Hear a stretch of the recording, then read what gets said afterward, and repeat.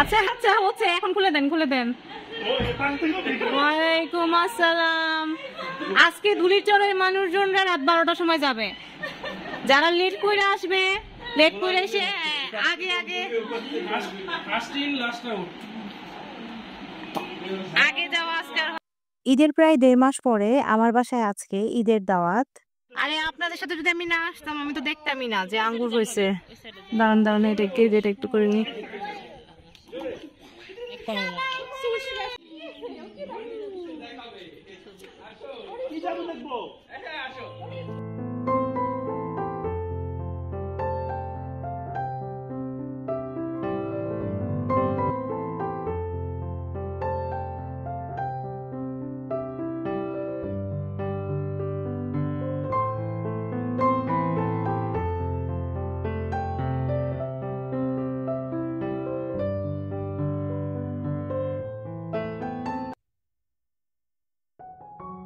Hello viewers, আসসালামু আলাইকুম।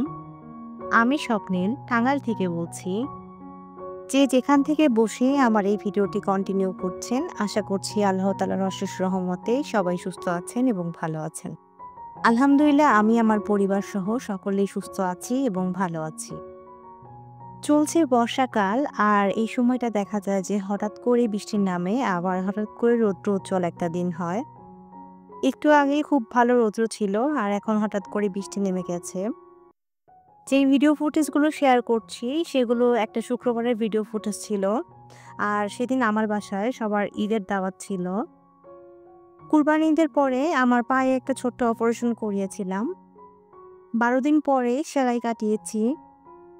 এরপর নানা ব্যস্ততায় বিভিন্ন কারণে আর কাউকে দাওয়াত দেয়া হয়ে ওঠেনি।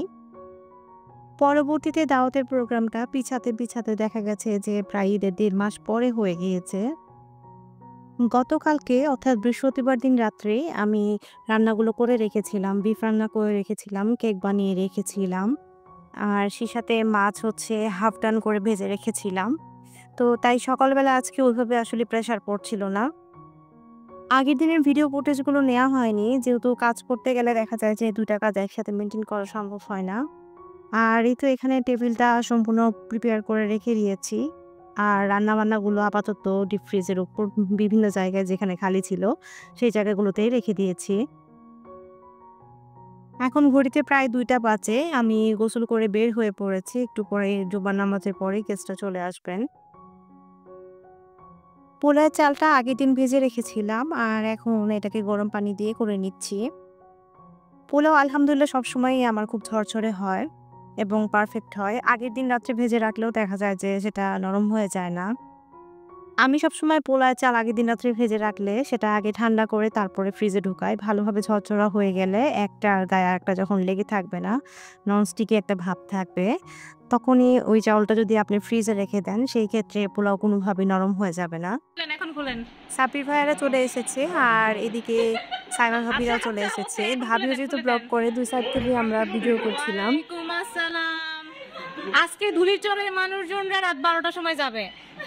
যারা লেট করে আসবে, লেট করে এসে আগে আগে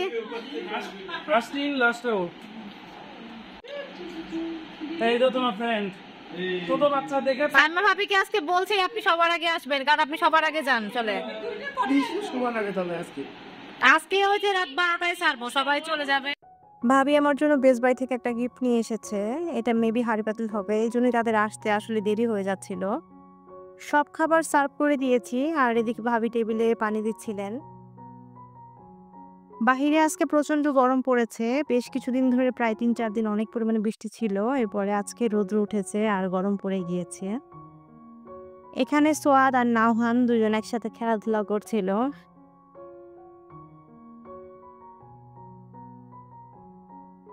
আর এই যে এইদিকে দুজন অলস মানুষ, দুজনই ঘুমিয়ে পড়েছে।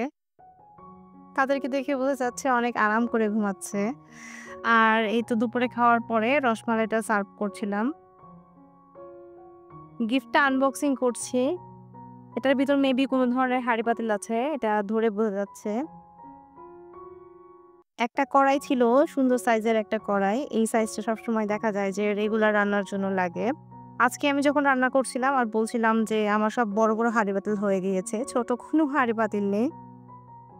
আলহামদুলিল্লাহ জুম্মার দিনে আল্লাহ তাআলা মনের আশা পূরণ করে দিয়েছেন।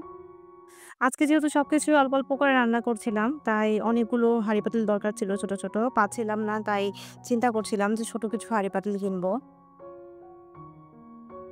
সন্ধ্যার আগ দিয়ে আমরা সবাই ছাদে গিয়েছিলাম। ভাবিরা যেহেতু এর আগে আমার বাসায় এসেছে, কিন্তু ছাদে কখনো ওঠেনি। তো আজকে ফার্স্ট টাইম সবাই ছাদে আসলো। ছাদে এসে সবচেয়ে বেশি অবাক লাগলো যে আঙ্গুরের যে গাছটা ছিল, প্রায় ৩ মাস আগে আমি ছাদে এসেছিলাম। এর মাঝখানে আর আসা হয়নি। তো আঙ্গুরের গাছটাতে আঙ্গুর এসে গিয়েছে। ১ম এ গাছটা ছোট ছিল। এই চারাটা দেখে ধারণা করেছিলাম যে আঙ্গুরের চারা হয়তোবা হতে পারে, কেউ লাগিয়েছে। সরাসরি যে সামনাসামনি কখনো আঙ্গুর গাছ আরে দেখা আপনাদের সাথে বা যদি আমি না আসতাম আমি তো আঙ্গুর দেখতামই হচ্ছে না যে গাছে, আঙ্গুর আঙ্গুর হইছে। ফল ঝুলছে, না এই না জিনিসটা না আসলে দেখা একটু করে হয়নি। নি। আজকে ফার্স্ট টাইম দেখলাম আমি। অনেকগুলো থোকায়, থোকায় আর আঙ্গুর কোথায়? এসেছে। আর তো নাই। মাশাআল্লাহ অনেক সুন্দর লাগছিল। কি জাদু দেখবো? এটা না না নইতো নই স্টপ স্টপ পা পা মুখে হুম।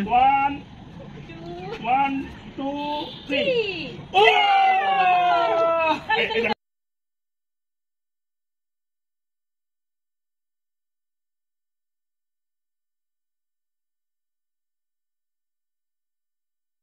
এদিকে সোহাগকে ভাই আঙ্গুর টেস্ট করাচ্ছিল। ১ম বার খেয়ে ওর মুখে রিঅ্যাকশন আসলে বোঝা যাচ্ছিল না। কি একটা অবস্থা।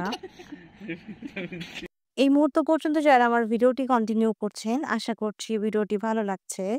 আর ভিডিওটি যদি ভালো লেগে যায় প্লিজ আমার চ্যানেলটিকে সাবস্ক্রাইব করতে ভুলবেন না। আর সেই সাথে ভিডিওটিকে লাইক দিতে ভুলবেন না। আপনার একটি লাইকের কারণে আমার ভিডিওটি পৌঁছে যাবে আরো ৩-৪ জন মানুষের কাছে। সন্ধ্যার নাস্তা সার্ভ করে দিয়েছে। এখানে আজমাইন ভাই মিষ্টি নিয়ে এসেছিল সনাতন থেকে। আর আমি কেক বানিয়েছিলাম আগের দিন। আর কিছু ডালের বড়া ছিল, বড়া ভেজেছিলাম। কাঁচরাট রান্না করেছিলাম আর হালিম ছিল, চানাচুর ছিল। চিকেন বান করে রেখেছিলাম সকালে। তো ওইটা এখন ওভেনে দিয়ে বেক করে নিচ্ছিলাম। সকালে যেহেতু ডো গুলো রেডি করেছিলাম, তাই চিন্তা করছিলাম যে নষ্ট হয়ে যায় কিনা। বাহিরে যেহেতু বেশ গরম। আর ডো একবার হয়ে গেলে সেটা আসলে ফ্রিজে রাখা কোনোভাবে সম্ভব না। আলহামদুলিল্লাহ বানগুলো ঠিক ছিল। কোনরকম নষ্ট হয়ে যায়নি।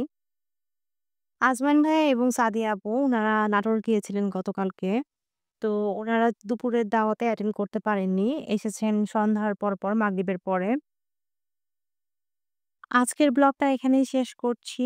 সবাই সুস্থ থাকবেন এবং ভালো থাকবেন। আমাদের জন্য দোয়া করবেন। আল্লাহ হাফেজ। আসসালামু আলাইকুম।